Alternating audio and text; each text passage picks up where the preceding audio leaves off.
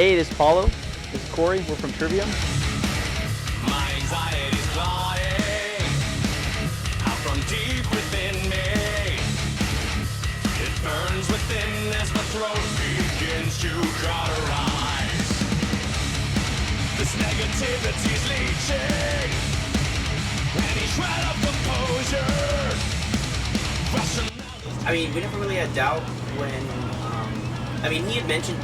He had mentioned about working with us early on when In Waves came out. He was really impressed with the album. He just pretty much mentioned that he would like to work with us in some way, maybe a song or an album. But when we decided to work with him, it kind of really came down to, we had a bunch of demos, we went over to his place. It was actually on the Trespass tour that we went over there, spent the day there, and we played some demos. We just kind of talked about the album, talked about where we wanted to go with the album, what we'd like to achieve with it, and he gave his input on the demos, and it just felt right. I mean, it wasn't one of those things where it was like, well, it's David Draiman from Disturbed. It's like, here's a guy that's really into our band. He really wants to work with us. He has all the skills needed to be a producer. He just happens to be also in a band himself, and it wasn't something we really thought about. I mean, every record we go into it, we pick the guy that we feel is right to work with, whether it was Colin Richardson, Nick Raskulinich, and Jason Sukoff in the beginning. So each guy's got a style and things that we learned from them, and David was no different.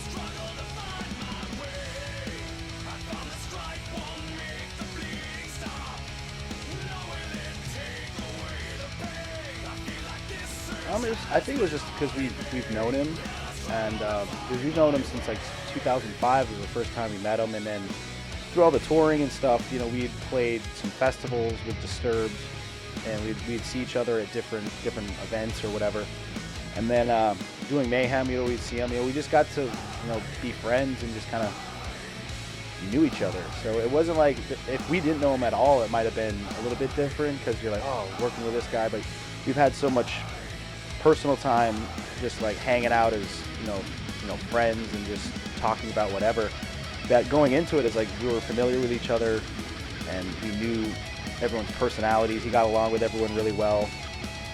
He had the same sense of humor. We had a really fun time. So outside of like the touring stuff, it's just it was just like a very chill environment, and he's such a relaxing guy. There was no like, you didn't feel weird or uncomfortable or anything like that. It was just a very relaxed, fun time to work with him. So it's no matter who we work with, we've always looked up to like Colin Richardson, and he's mixed our records and stuff. Working with him, it was just like, hey, let's rock out and have fun. So we've never really been, I guess, like kind of like in that starstruck kind of weird thing. It's just like everyone out playing music's just a normal dude like everyone else. They just I guess more people know who you are. But yeah, he was great to work with. So there was like absolutely, it was like as soon as we started working, it was just like right, there was no like feeling each other out. It was just like first thing we did working on a song, like just really we just knew that this was going to be really something special, because the first thing we did to the first song like turned the song into like, we're like, wow, this is going to be something pretty rad. So yeah, everything was great.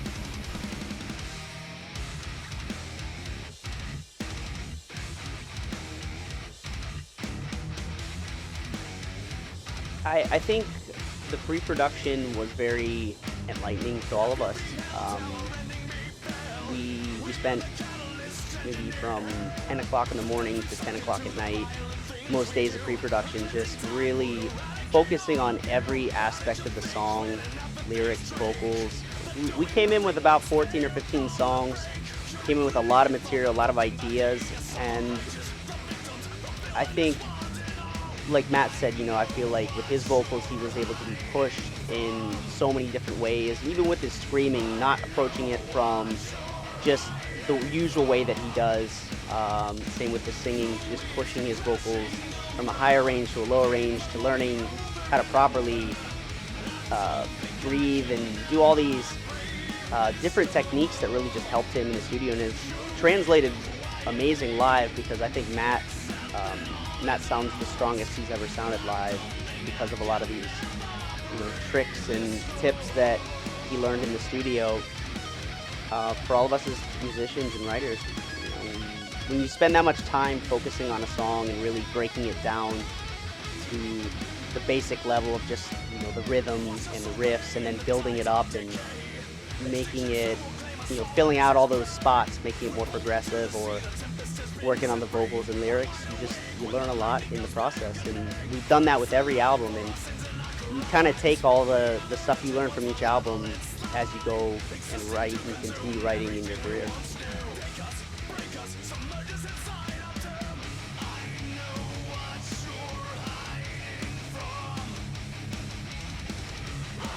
Yeah, I mean, I think the real test has been bringing the music on tour and seeing the reaction. I mean, we've only played Strife and Brave the Storm live so far, and now I'm starting to get a lot of feedback from fans that they want to hear more stuff from the album and specific songs. And that was one reason we didn't throw in so many new songs right away into the set, is we wanted to kind of see what songs people were gravitating towards. And I mean, you're going to get both opinions on an album when you make it. I think if you go into it with the mindset of doing what you want and doing it to the fullest, I mean, we're 6 albums in, we've experienced these kind of reactions, positive and negative, since we started, and it kind of comes with the territory. But if you're making honest music and you enjoy what you're doing, I mean, that's what it's all about. And thankfully, we have a lot of really diehard fans that love what we do and love that we're willing to push ourselves and experiment and take the risk to make something different, and not always just going back to the same formula and trying to repeat ourselves.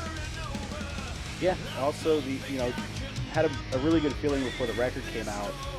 We did some festivals over in Europe in August, and I believe the first show we played, the Brave the Storm, came out like that day or the next day after we played. But we played Strife a couple weeks, I guess maybe like 2 or 3 weeks before that came out online.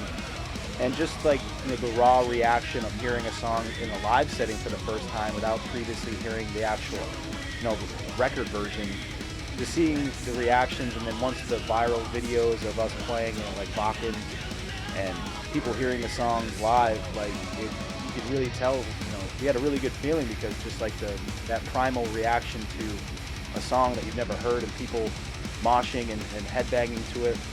We knew that these songs were, we wanted big songs that would really translate to the live setting and sound really massive.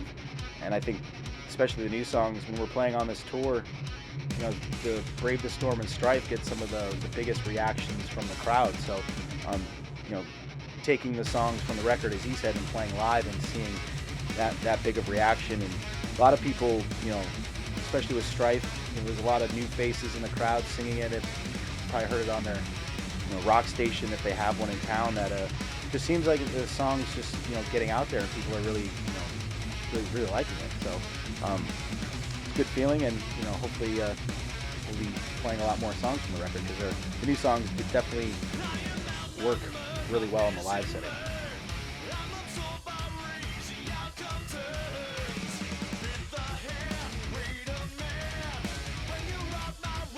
Oh, we love touring.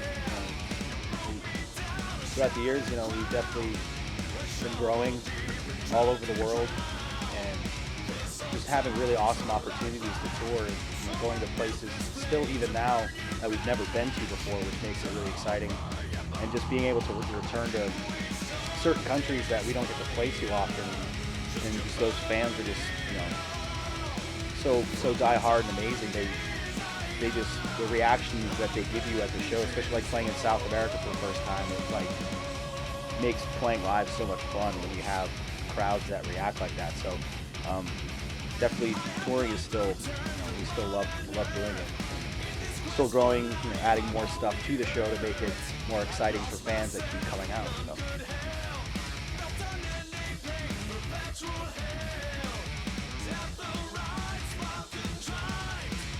I mean, honestly, like, it was kind of like at the time, kind of just a random thing. It wasn't really as much of an attack, it was just kind of like a very slight scuffle that, you know, could have escalated into something worse. But, you know, we've been all over the world.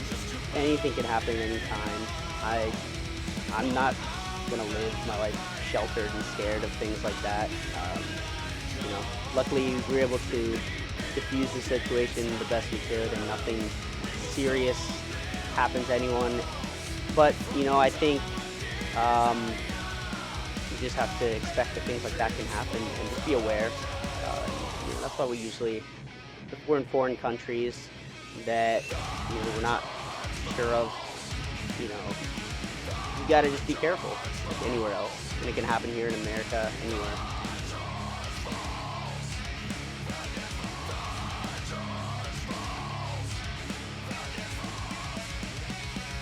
Well, we all enjoy going out, you know, having good food, going to bars. I mean, you gotta really enjoy the places you visit. I mean, you can't sit in the bus in the venue all day and go crazy. I think we all kind of just find our own things to do throughout the day. I mean, maybe you just want to stay in and just read a book, or well, listen to music, hang out on the bus. I mean, we're always having a good time laughing with each other, so I mean, it's pretty easy. It's pretty easy going on our tours. Yeah, on tour I like to watch sports, and yeah, so usually on the football days there's NFL games on, or Guitar Tech and I are Bruins fans, so there's a Bruins game on, we try to watch that. And one of the cool things we've been doing on this tour, as much as we can, is if we're in a certain city on a day off or whatever, we've gone to a few hockey games. Went to a hockey game in Denver, went to a hockey game in, what was the other one? Nashville. And then possibly, depending on if I get the news, we might be, before the show, I might be going to see the Stars play down the street for a little bit. So we've been trying to go to a lot of hockey games just because, you know, hockey is one of the funnest sports to watch live. So definitely a lot of sports, and then I guess depending on the tours, you know, you might get into something that's kind of like, oh, this tour, like, you know, I brought out some like World War I, World War II documentaries. I haven't watched them that much, but we were watching one the other day. So just kind of like just finding things that'll pass the time, that's also, you know, interesting and not just like laying around, you know. I feel like it's exactly what you think 10 dudes living together would get up to. Watch sports, eat food, drink beer, work out. Yeah, jiu-jitsu. A couple guys do MMA, jiu-jitsu stuff. Now there's four. Yeah. Matt's got a couple guys you can throw around up there with him now. So yeah, we have fun. You just gotta enjoy yourself.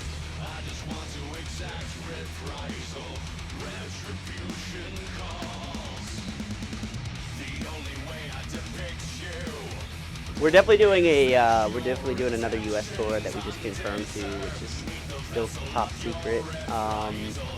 After we get home from the overseas stuff, that's probably when it's going to be, in between that and festivals in Europe.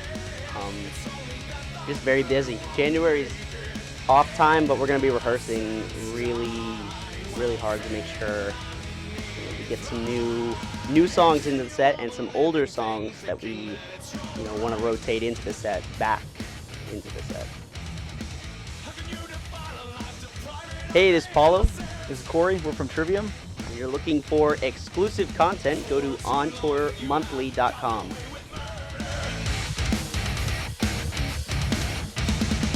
A fitting justice would be your fatal execution.